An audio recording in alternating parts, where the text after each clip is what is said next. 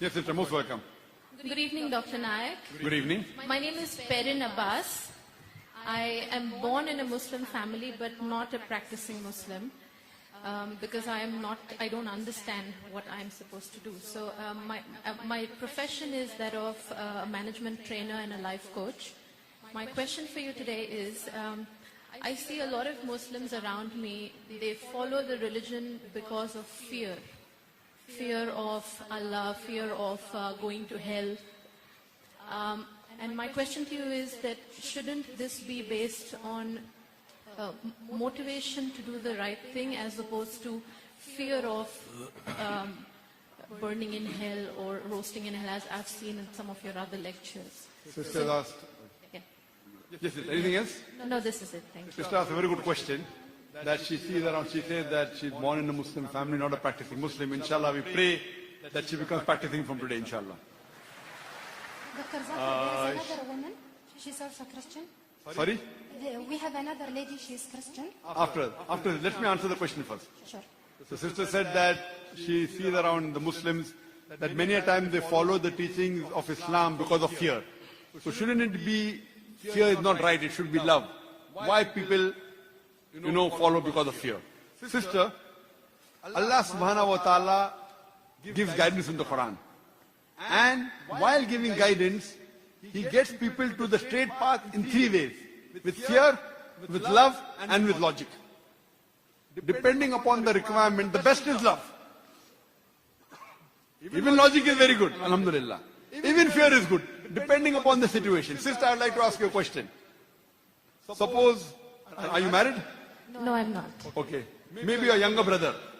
Fine? Younger brother who's 5 years old, hypothetically. He wants to jump from the 10th floor.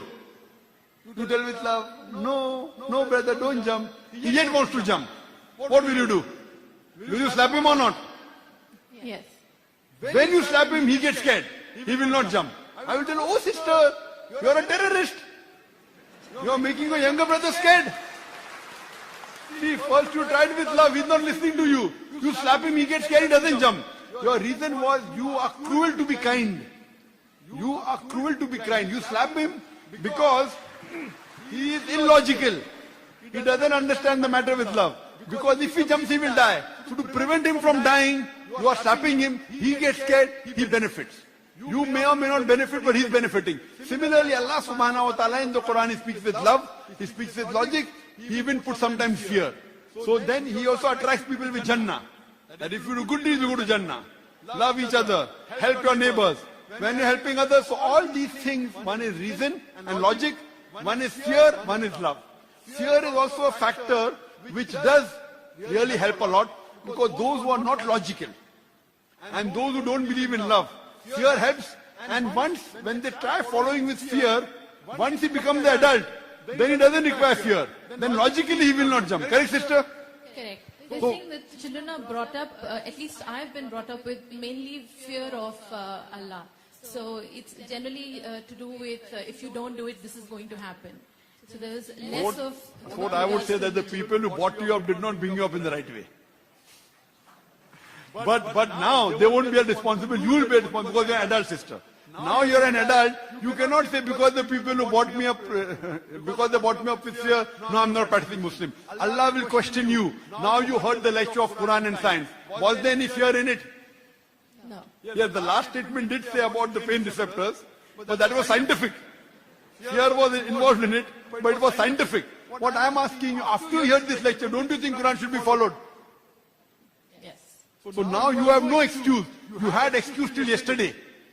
Till yesterday you could say that the people who bought me, they bought me up with fear, therefore I'm not a practicing Muslim. Now when you heard a logical lecture, and there's a question answer time, that what you feel is not right in Islam, you can question. After this, you will not have an excuse that why you're not following Islam. So everything has a reason and logic. Fear is one factor which may be used for those people who are illogical or less in sense. But that may be temporary, sister.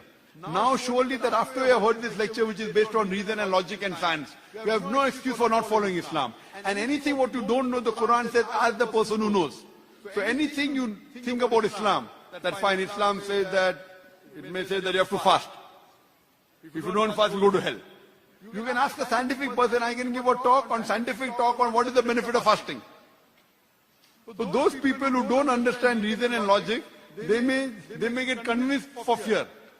Some people may say when you fast you go to Jannah. So there are different strategies used by Allah subhanahu wa ta'ala. He is our creator. He knows what is required and how do we behave. So based on that, fear many a times is helpful in getting a person on the straight path. But the moment the fear is removed, that person should stand on his own feet and be able to do the things correctly, not because of fear. Finally, it is because of love and because of reason and logic that he wants to go to Jannah and he wants to benefit sister. So I hope inshallah from today you'll be a practicing Muslim, inshallah sister. Thank you so much. Thank you. Yes, sister, most welcome. We have here on the men's side, on the left,